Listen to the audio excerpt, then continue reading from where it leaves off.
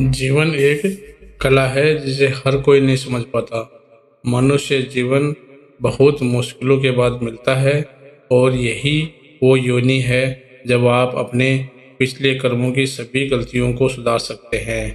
ध्यान और अध्यात्म के मार्ग पर चलकर जीवन के छोटे छोटे रहस्यों को समझा जा सकता है। यदि मृत्यु के बाद परमात्मा पूछ ले कि क्या साथ लाए हो, क्या कमाया है, क्या जोड़ा है, यदि मन निर्मल है तो जीवन निर्मलता से भर जाएगा और यदि मन मलिन है तो जीवन सुंदर कैसे हो पाएगा। ध्यान डरे हुए मन को शक्ति देकर आत्मिक बल पैदा करेगा। हम सभी प्रसन्न, सुखी और स्वस्थ रहना चाहते हैं, लेकिन यह केवल चाहते हैं। शायद होना और उसको पूरा होना नदी के दो अलग अलग किनारे हैं। चाहतों को पूरा करने का सही तरीका हमें आना चाहिए। प्रसन्नता हो, सुख हो या स्वास्थ्य हो, इनका केंद्र कोई और नहीं बल्कि हम ही होते हैं। कोई दूसरा हमें प्रसन्न, सुखी व स्वस्थ नहीं कर सकता। जब हम जीवन को गलत तरीके से जीते हैं तो ऐसे जीवन में सुख और स्वास्थ्य कहाँ, लेकिन जब हम जीवन को सही दिशा से जीते हैं तो जीवन के सारे रहस्य हमारे सामने प्रकट होने लगते हैं। असली जीवन जीने का तरीका ध्यान से ही होकर जाता है, क्योंकि लोगों के जीवन में ध्यान नहीं है, इसीलिए जीवन दुखमय दिखाई देता है। हाँ, जिनके जीवन में ध्यान उतर आता है उनके जीवन के प्रति दृष्टि बदल जाती है। इसीलिए ध्यान हमारी दिनचर्या का नित्य क्रम की तरह हिस्सा होना चाहिए। ध्यान मन की सफाई है। रोज हम विकारी मन को साध कर सके तो स्वस्थ मन अब जीवन को सही चलाएगा। यदि मन निर्मल है तो जीवन निर्मलता से भर जाएगा और यदि मन मलिन है तो जीवन सुंदर कैसे हो पाएगा। इसलिए ध्यान हमारे रोज का कार्य होना चाहिए। यदि मृत्यु के बाद परमात्मा पूछ ले कि क्या साथ लाए हो, क्या कमाया है, क्या जोड़ा है, पूरा जीवन दिया था और उसमें अनेक मौके दिए थे कि आनंद और खुशी के साथ जी सकने के लिए, प्रेम और ज्ञान को अनुभव करके उसको जीवन के बाद भी साथ रख सकने के लिए, उस अंतिम समय में हमें ठगे से न रह जाए। हमने जीवन में दिन रात एक करके जो इकट्ठा किया है वह यहीं छूट जाएगा।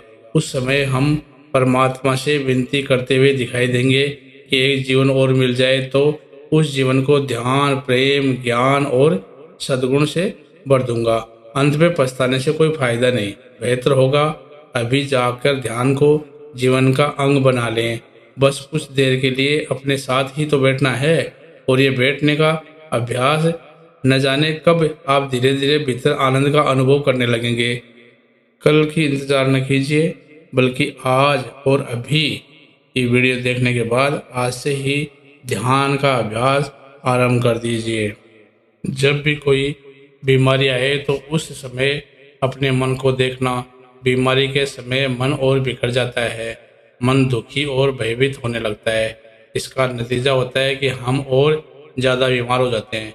बीमार मन शरीर की बीमारी को और बढ़ा देता है।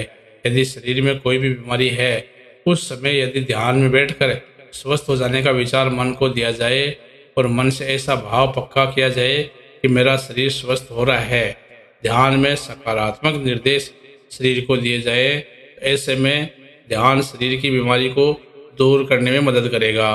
अस्पताल में यदि रोगियों को ध्यान करा जाए तो उनके रोग शीघ्रता से ठीक होने लगेंगे, क्योंकि अधिकतर बीमारी उतनी बड़ी नहीं होती जितनी मन उसको बड़ा बना देता है।